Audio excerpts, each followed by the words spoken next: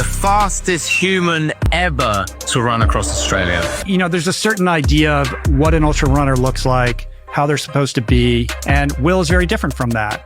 And I think people don't like different. We've got 2,300 miles or 3,700 kilometers, and we're shooting for the record. He's kind of making it look easy. And this, in turn, ruffled some feathers out in the ultra running community. Someone has essentially said that this isn't physically possible, and the fact that you think it's possible is really arrogant. 3,800 kilometres from Cottesloe Beach in Perth to Bondi Beach in Sydney in just 35 days. British fitness influencer William Googe didn't just break the record for the fastest person ever to run across Australia, he obliterated it. It took me a bit of time to process, but yeah, it was an incredible journey. The 31-year-old, 4 days faster than previous record holder Aussie Chris Turnbull. 12 days faster than ultramarathon hero Ned Brockman. How's he keeping his heart rate so low? Isn't he on like 100 beats per minute every day? For some in the ultramarathon community, Googe's success is suspicious. It's got to be a live stream so you can see what's going on. Googe was wearing a Garmin InReach tracker and uploaded daily data to Strava. On day 2, Strava users spotted Googe ran 400 metres in just 23 seconds, 20 seconds faster than the world record. While others report Googe's InReach data recorded speeds exceeding 80 kilometres an hour. Self-proclaimed experts say they know everything about heart rate and all this other stuff. You can't measure someone's heart and will to succeed. The GPS blips. It's extremely common for tiny GPS watch devices. As if he's faking it. Wrist heart rate is always inaccurate. We're out in the middle of nowhere running all day. We do everything we can, like put the tracker up live. I can't live stream the whole event.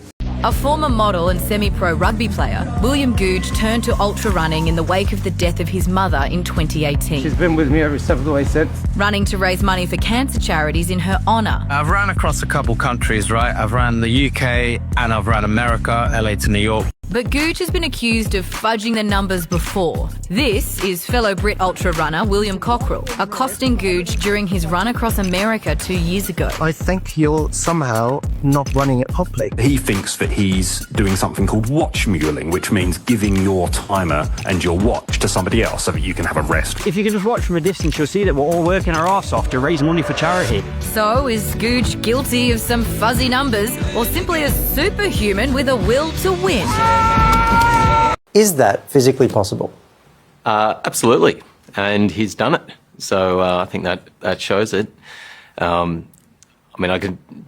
pushed myself really, really hard when I did it. Did lose a day from a closed road and a bogged car, but that still leaves 3 days out there. So very impressive performance from William Googe here. So Chris, I take it then you're not one of the doubters? There's not many people that have done such a big run like that. It's quite a unique experience. And I think about it that if he has done it authentically, then I'd find it hard to live with myself if I didn't congratulate him and properly support him.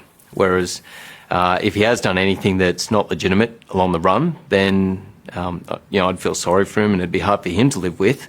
But between those two choices for me, I'm going to give him the benefit of the doubt and be a supporter. Now, a lot of the scrutiny is coming down to the data from his smartwatch. So I guess the question is you're out there in the wilderness running around. How accurate are those watches? Well, the GPS in the wilderness is accurate. It's only in the city where it pings off the buildings that I find. But the heart rate, it's not that accurate on those watches. It gives a fair guidance. It can come up with some different answers for extended periods of time. And it's interesting, since William's been doing the run, I think people have been digging into my data from the run and they've found where I've had some low heart rate as well. So there's a few effects. You get so fatigued over these endurance, multi-day endurance runs that you can't exert yourself. You're at full exertion, but your heart rate is lower. It's just his heart rate was lower than what you'd expect even from that. Chris, this holier-than-thou running community has somehow taken offence that Googe had a beer and a smoke after he runs during the day at night time to relax. What's the problem with that? Exactly. That looks fantastic to me now. The beer, not the cigarette. And when I was on my run, I had a bit of sip of beer on the first few evenings, but after that I was just in so much pain and it was an incredible experience, but it was torturous. And so then I couldn't think about drinking beer for the rest of it. But, you know, each to your own. Like maybe that was, you know, some medicine for him in the evenings. Just Sounds don't like mind my Steve. sort of runner, I reckon. Steve was just delighted to find someone who had the same routine as he has in the outbreaks. It's just the way he is. So, look, anyway this falls, he's taken the title from you, Chris. And I just wonder if it's time for a rematch. Absolutely. Are you up for it?